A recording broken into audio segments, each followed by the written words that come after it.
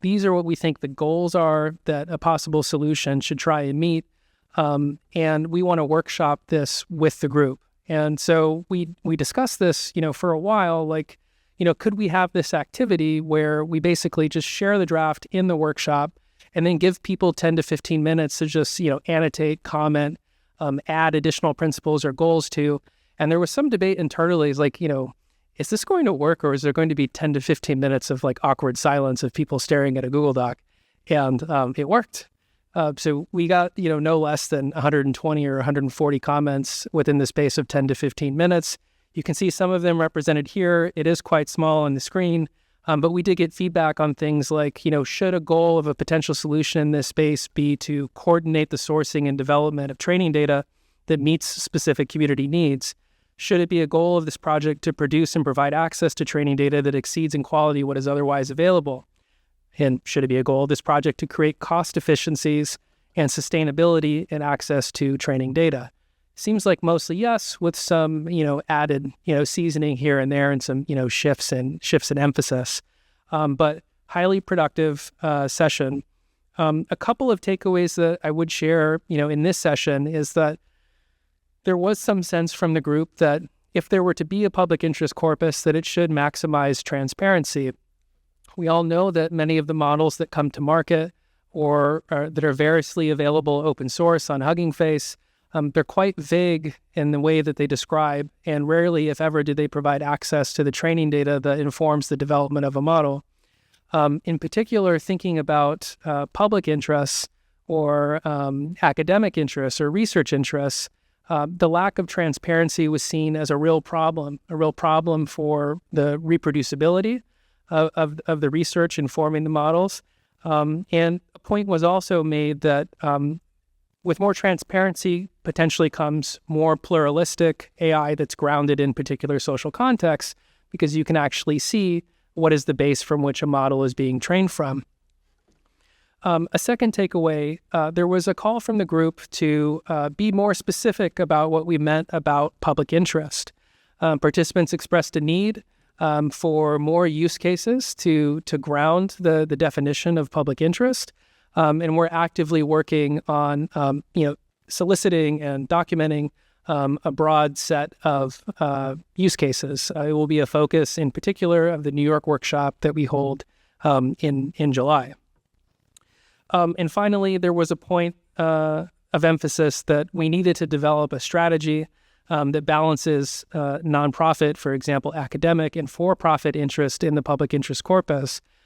Many of us in this room are leading organizations that may or may not have been approached by for-profit interests, say, to acquire access to large portions of your collection. I gather that, the strategy and the response on that is archipelagic or, not centralized. There's not a lot of agreement. So it was a point of emphasis that was made to us that there needed to be a collective strategy that would need to be implemented in this context if it were to move forward. After the principles and goals exercise, we transitioned into gaining the group's feedback on target audiences, training data needs, and potential partners. I think this was a fairly uniform one, actually, not much divergent thought here, but that accessing in-copyright books data for AI training purposes is extremely difficult for researchers. Really frustrated by it, both on the researcher side and on the library side. Researchers feeling like there's an artificial demarcation, or it feels to them like an artificial demarcation between what they can do a certain kind of research on and what becomes, quite difficult for them. You might even call it research as a process of attrition, as they have to learn things about contracts and so forth that perhaps they don't want to know about or care about. And then on the library side, issues around, the impact of contractual override on the ability for libraries to support AI training with collections that they purchase. Do a shout out to Rachel Sandberg and her team at UC Berkeley, who have been doing fantastic advocacy on this front, making our community more aware of, challenges around contractual override in this space. Ongoing organizational uncertainty in making fair use determinations, especially at scale, continues to be a challenge. And of course, the looming multiple active court cases that are active in the United States currently that are testing AI training as a fair use. Secondly, from this group, we got some feedback that we should focus on a simple solution. What does that mean exactly? It's kind of to be determined. Various ideas were sort of presented by participants in this group. So we'll just provide bulk access to the corpus. It's like, well, what does bulk access mean? And there were also sort of questions about, the extent to which there should be additional services that are built on top of the corpus. There's a fair amount of curation that goes into the preparation of data for training. And so might it be the case that an entity or a part of an organization that were to take on this task would need to invest in FTE for services to curate data from multiple institutions? Kind of open question. But I guess the conclusion of this section was, don't try and boil the ocean and imagine every possible use. That's likely to fail, and then we'll end up with nothing. There'll be no solution. So I think good, sort of practical advice from the group. This is the last section for me, and then I'll hand it over to Dan to close us out. And it pertains to legal and policy challenges. There was a good sense from the group that we should work to balance what is legally permissible in this space with meeting normative community expectations.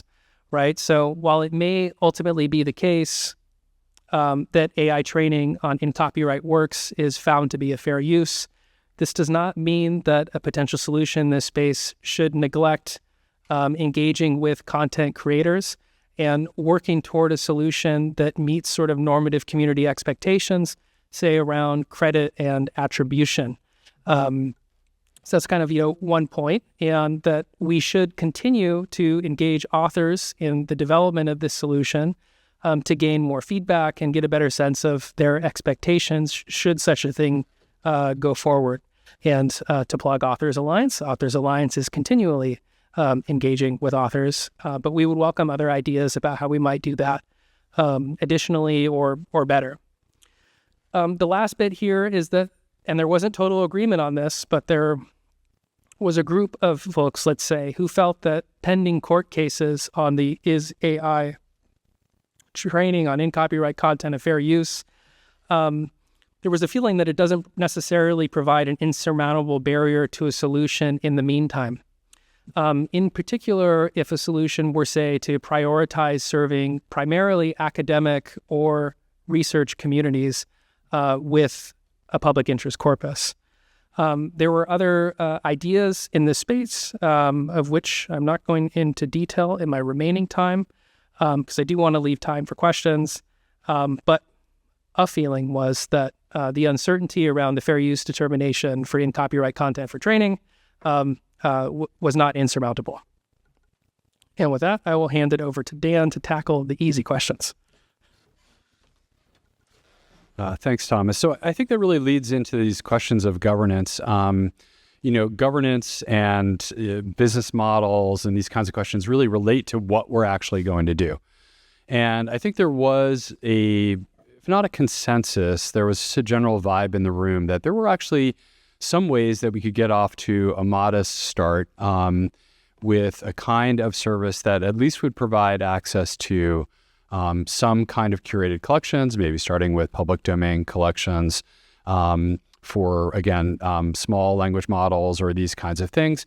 And then also with some of the publishers who were in the room, they thought, again, if we were transparent and had attribution and opt-in kinds of principles, they could allocate to this sort of startup initiative, again, depending on where it's homed, some set of in-copyright books as well, and we could sort of work our way up to a larger collection rather than starting with, 100 million books or even 10 million books or these kinds of things. We could also bracket, I think for now, some of these questions around special collections and other materials. There was a considerable amount of discussion around that, but of course that heightens some of these ethical and privacy issues that I think arise when we start moving into this area.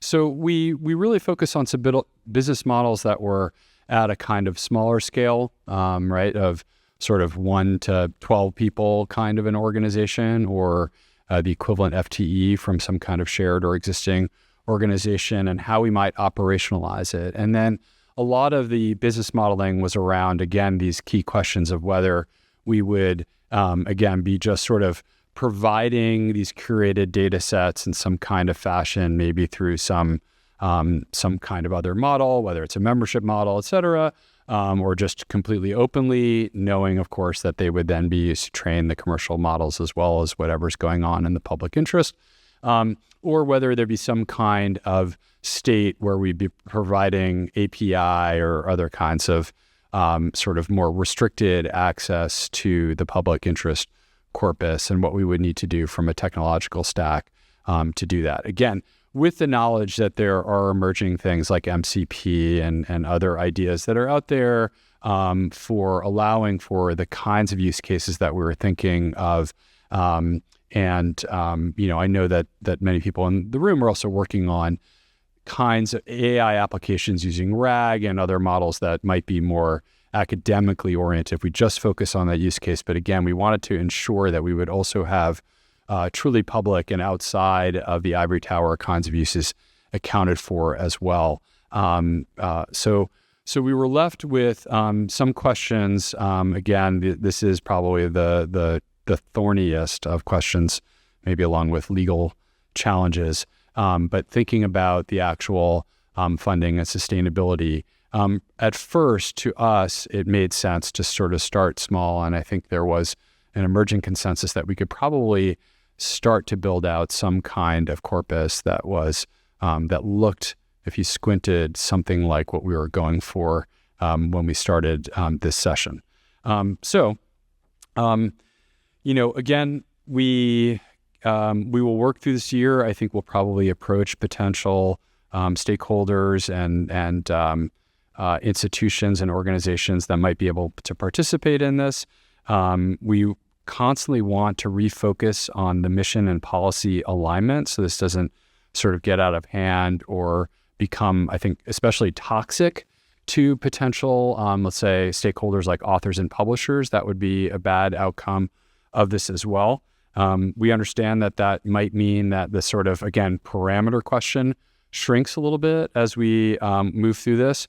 But we explored all this terrain, and we've got substantial notes that we will convert into a kind of planning governance white paper that could say, here are three options, and you can choose small, medium, and large, and this is what it would mean, both from a sort of parameter question and also sort of financially and governance, who you would need in the room to support this and the kinds of financials that would be associated with that.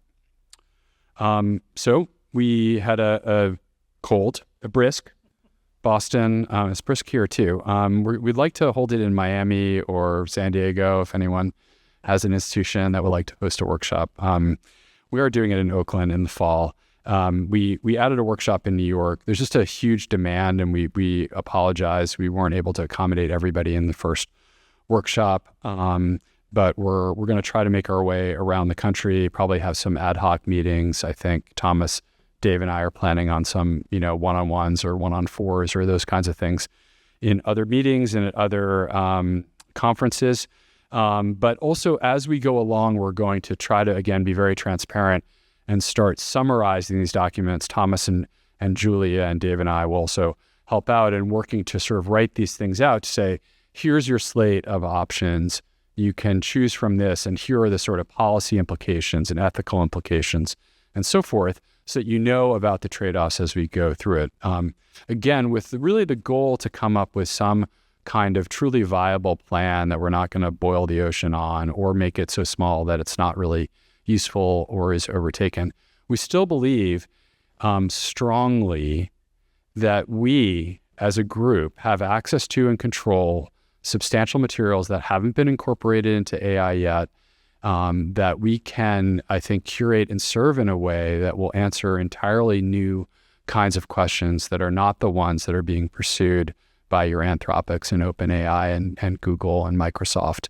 And so invested in that mission, we feel like, there's a lot of energy behind this, and we'd love to hear your thoughts in the final 15 minutes. And again, encourage you to reach out, get in touch with us with more ideas, hopefully to come to one of the workshops that we're hosting and to just talk to each other and to us a little bit more about what you'd like to see out of a public interest corpus. So we'll stop here and open up the mics for your questions and comments. Thank you.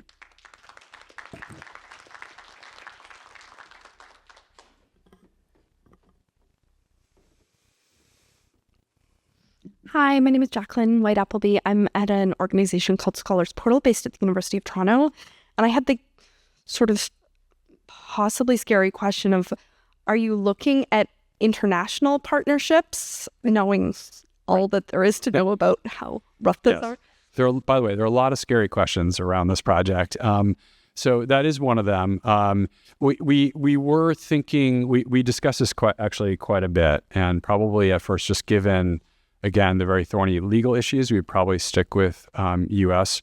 for right now. But we're very open to this, and in fact, we had at least one participant who came from the EU to sort of talk about what's going on there. So we'd like to hear more. Again, it's just going to be so hard, I think, just on the fair use question alone to thread the needle, that for now we're sort of seeing this as being yes only, but we would love to stay in touch and hear more about that, and also to hear if this project plan would sort of be replicable in other countries, and then also in a more unified basis. Have anything to add to that? Hi, I'm Teresa Hazen from the University of Arizona. I'm just wondering what was talked about at the stakeholder meeting in regards to so many books not being digitized yet, and kind of what your thoughts are on that. I mean, that's my hunch, but also, do you have any data around like what's still out there not digitized? It was a point of emphasis from the workshop for us to not underestimate how many books have not been digitized. In terms of hard data, we have looked into that. But I don't recall the exact number at the moment. I think it might have been referenced in your grant narrative, Dan. There was a blog post, someone from the Google team trying to count all of the possible books in the world, or estimate them. Right, and I think we have again folks in the audience who have been approached by some of the big companies and potentially talking about some of those books that have not been digitized. But I don't have it right at hand. But there is certainly a segment of books that don't fall into that. We also went through a whole discussion around orphan books and books sort of in the middle where we think probably they're out of copyright and what we could do with those from just existing, and a lot of those have been digitized. So again, there's a pretty open field for materials that you could imagine being put into this corpus. Oh, hi, I'm sorry.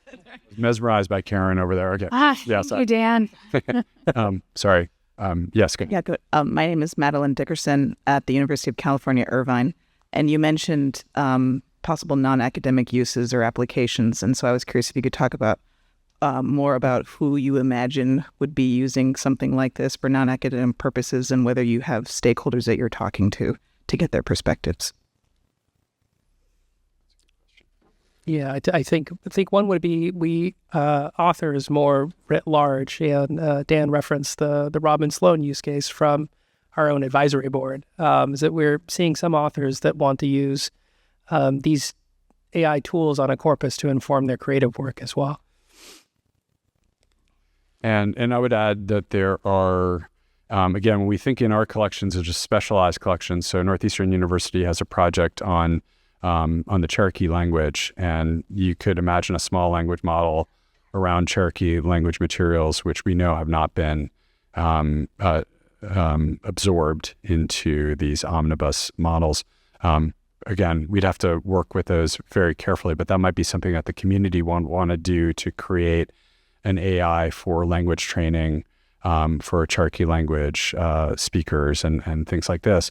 But again, that's in a very scoped where we need to be very careful about what the surface exposure of that collection would be to others. Okay. Yes. Karen Eslin, Colorado State University. And actually, I had a very similar question, so you've set me up perfectly. Thank you. So what I was curious about is you mentioned the really trying to scope it and the users, but also not looking at special collections materials. And I was wondering how you were thinking about that public interest piece. And what comes to mind for me is some of it is our government documents, but also our archival collections in the West. We have all these water collections, right? 10% are digitized.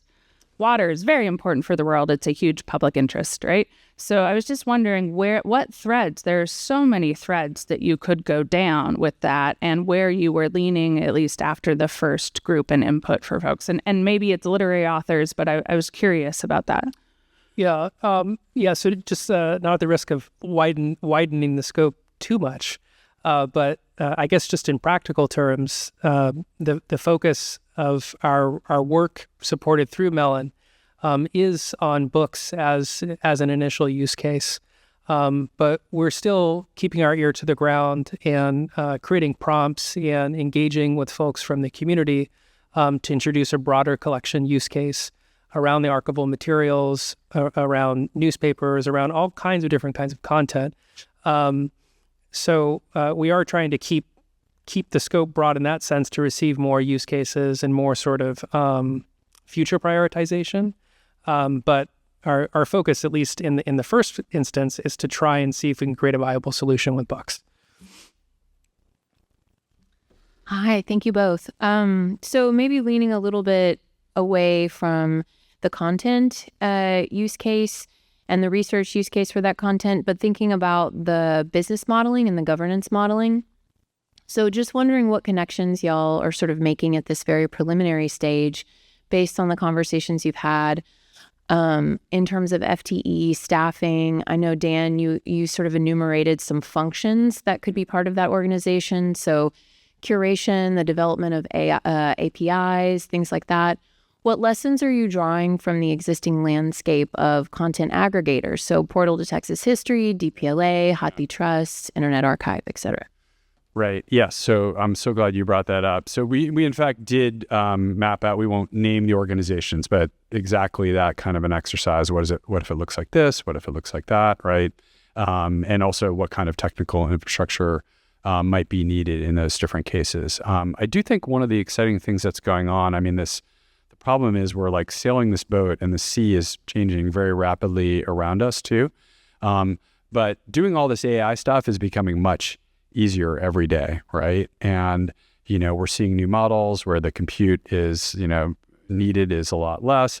On our campus, we have projects that make it, computer science projects that make it a lot easier to make sort of some connections between some of these collections. So we think there may be some good progress sort of as we go along in this year. If you look at the existing models, they really are, right? They're just big iron models where sort of everything is done all at once. And so we think there's also a chance to kind of slim down what an organization or, again, partnership or existing organization might need to actually maintain and run this kind of corpus, even with, let's say, an API or some, if Robin Sloan comes along and says, I want this and I want you to do that with it and then give me the weights later on, all of that should be less computationally intense and I think a smaller organizational footprint a year from now than it is right now.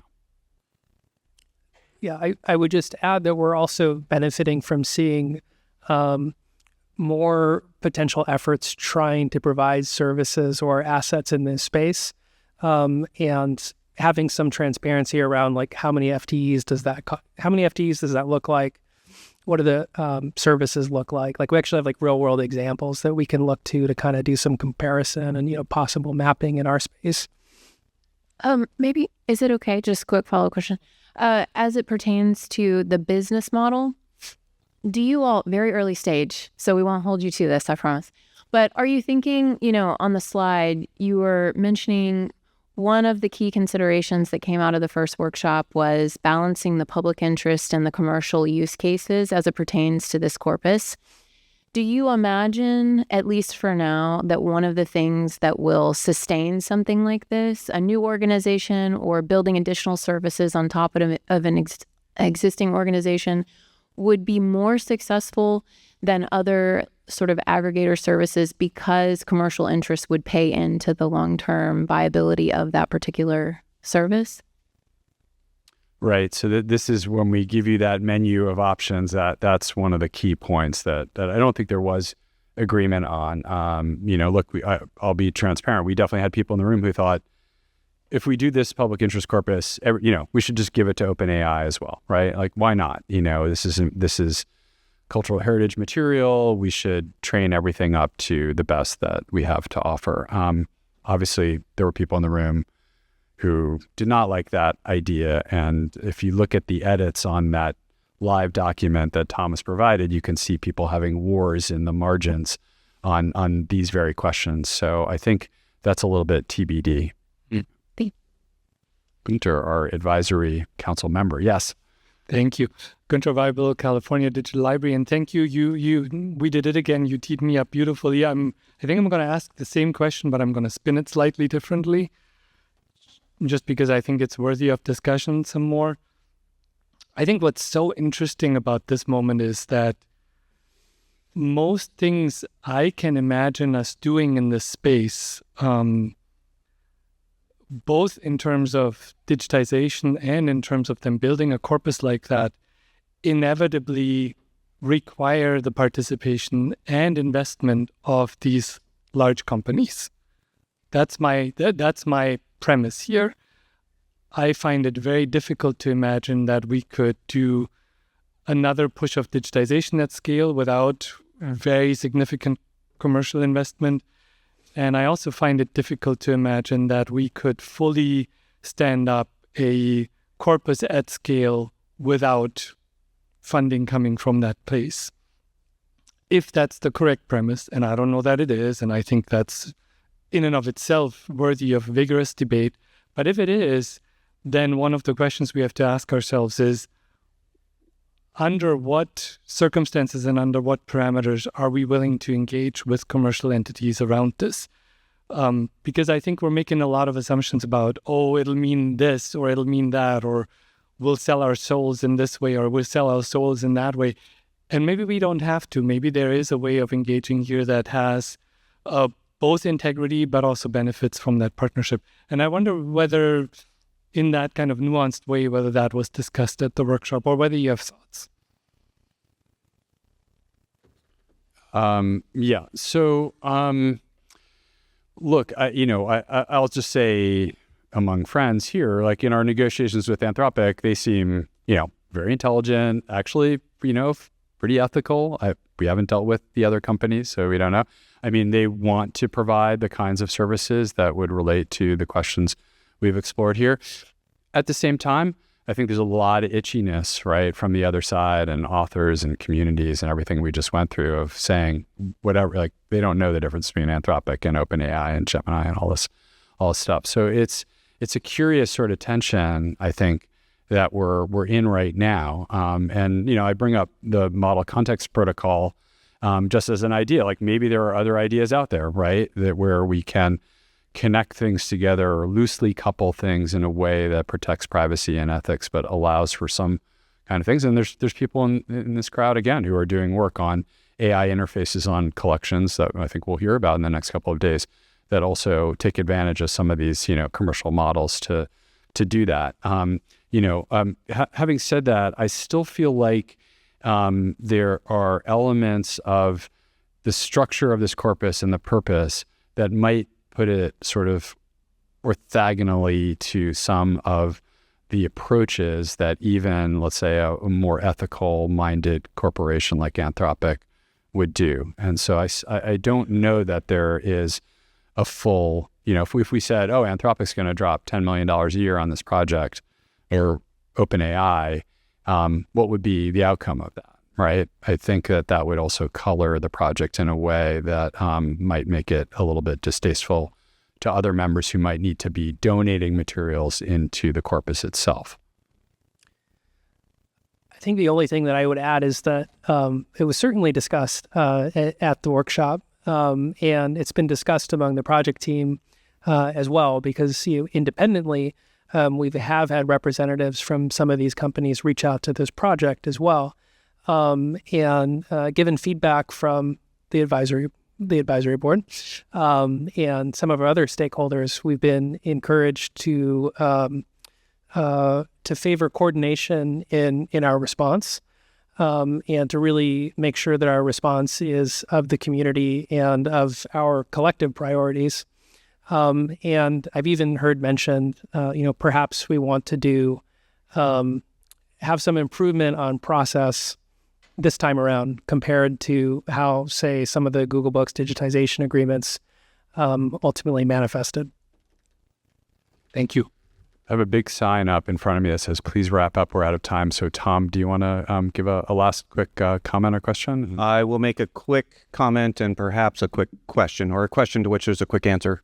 Are you aware in Norway there's legislation where the nation is paying all authors to use their works for training large language models there? Okay, so you're both nodding. So that's a great, I don't know if it's a great precedent, but it's amazing what the Norwegians are able to do.